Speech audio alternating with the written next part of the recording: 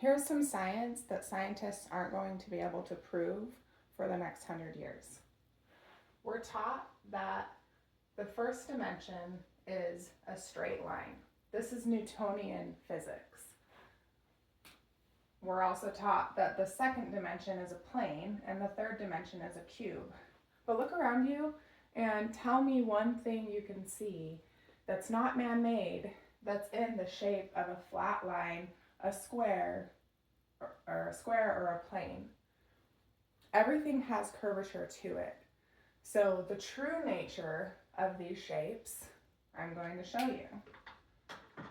So the first dimension, instead of being a straight line from point 1 to point 2, is a wave. The second dimension, being multiple straight lines, is actually multiple waves. And these are going in all different directions, creating what we see as a plane or a flat surface. Like if you're looking out at the horizon, it does look mostly flat, right? But we know that there's a curve because the Earth is a circle. And everything at a subatomic level, even atom structures, are also circles. That's really bad, atom, but you know what I mean.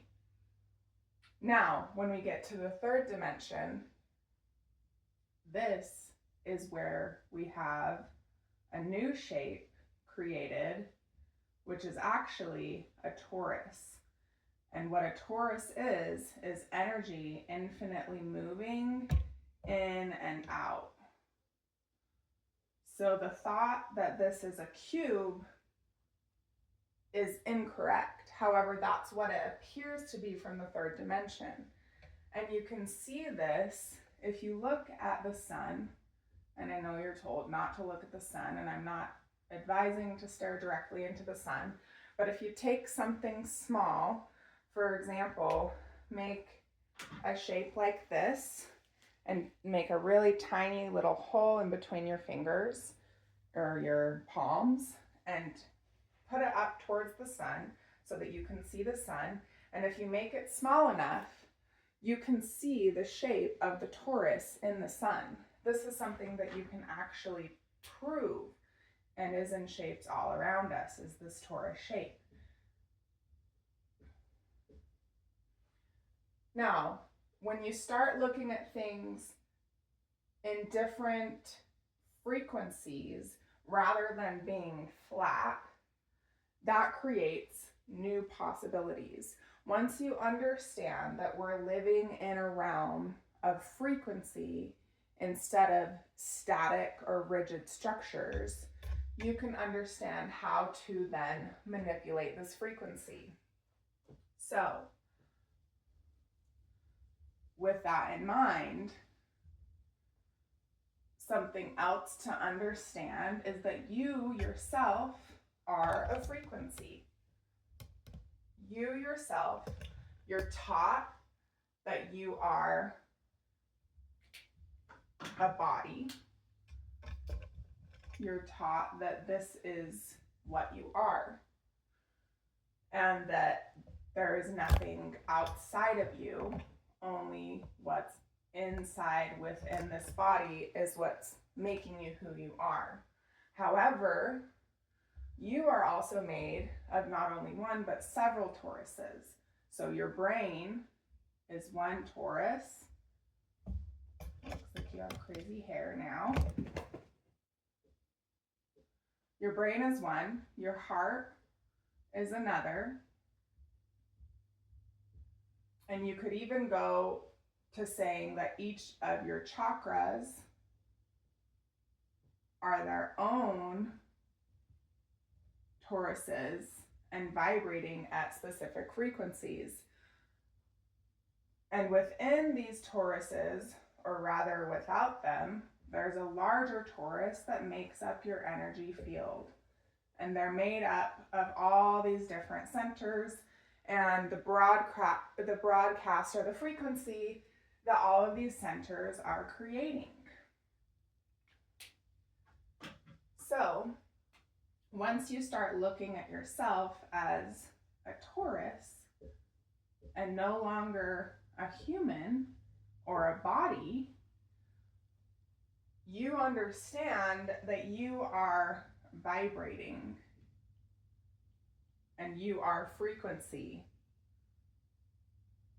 And what's driving this frequency, if you want to get down into the microcosm of it, is the tiny ball of energy within you that is your soul. You're not a body, and the Taurus isn't even created by the body, it's created by the soul. The soul is in the body, but the soul doesn't have to remain in the body. The soul is that first dimensional wave, the second dimensional plane, and the third dimensional Taurus. Now, once you realize that you are this soul, and that's your true nature of who you are, and it's not that we need to understand necessarily the why behind it, but we can get to that in another video.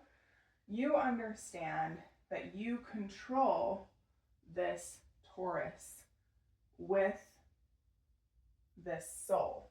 And what is the soul? The soul is, let me make some space again.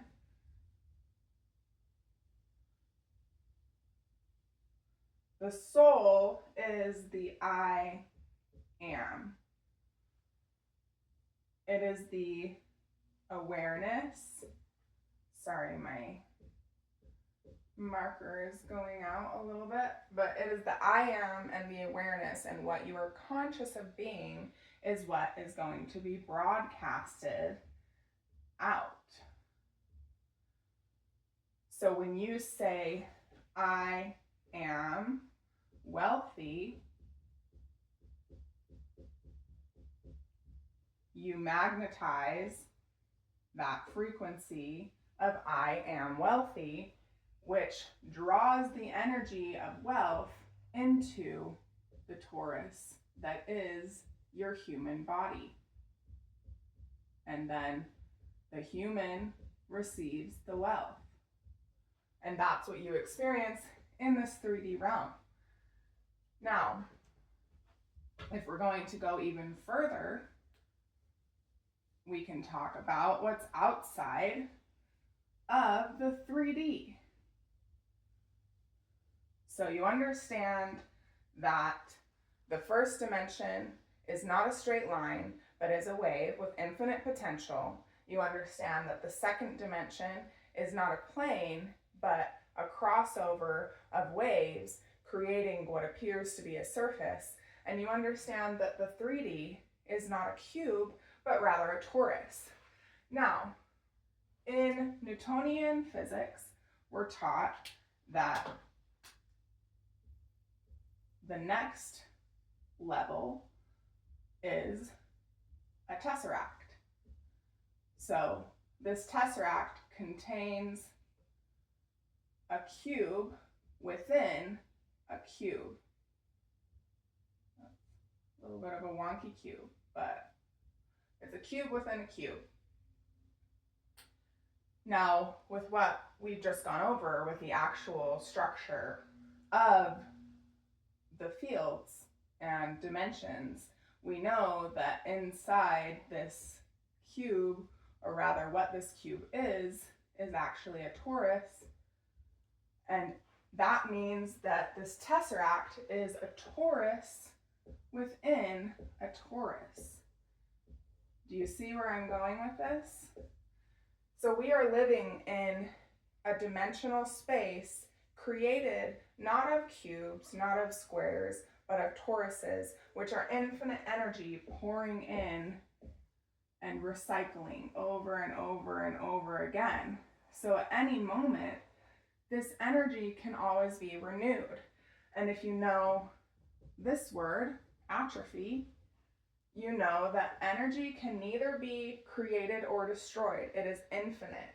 It is infinite potential, just like the wave, just like the first dimension and the second dimension and the third dimension. And now we have the fourth dimension.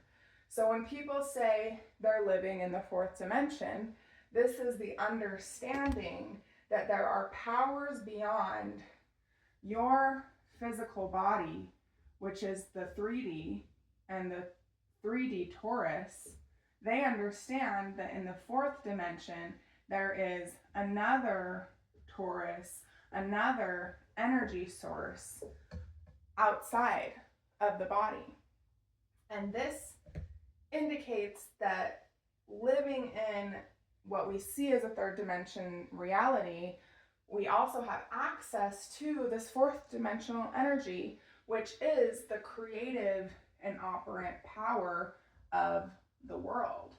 And if you look once again at the earth, and then you look at the universe, many scientists theorize that the universe itself is a torus.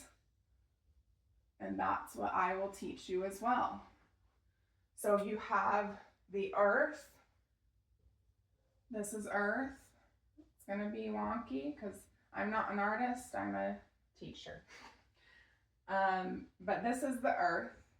We see it as a circle because that's what our eyes visualize. Remember what I talked about when I talked about the sun and how you can look at the sun and the light from the sun, and you can actually see the torus shape if you create a small space with your hands, a pine cone, a tree, like a leaf, or looking at a tree from a distance with the sun in between the leaves. There are many ways to see it. You just have to look at it through a tiny little space.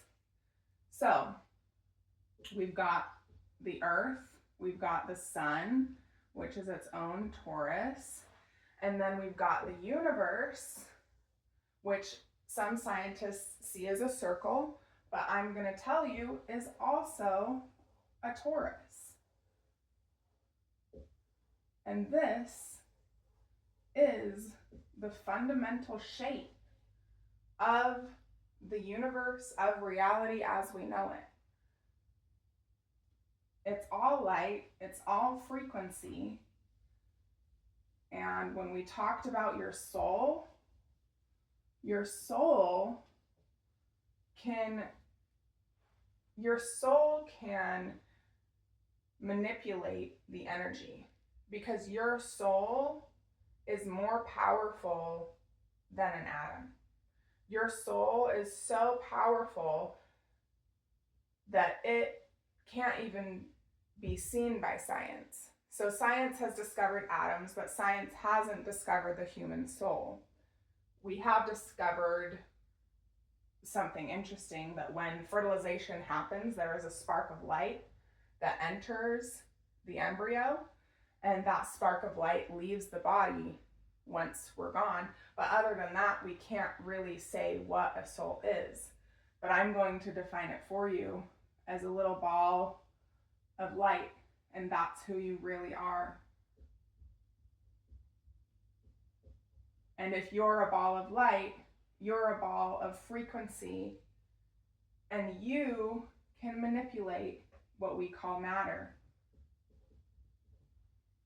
And how you do this in this realm is through your thoughts,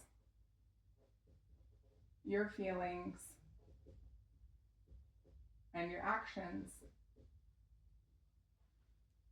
So when you're thinking thoughts, once again, you're pushing energy through your torus and pulling energy into your torus.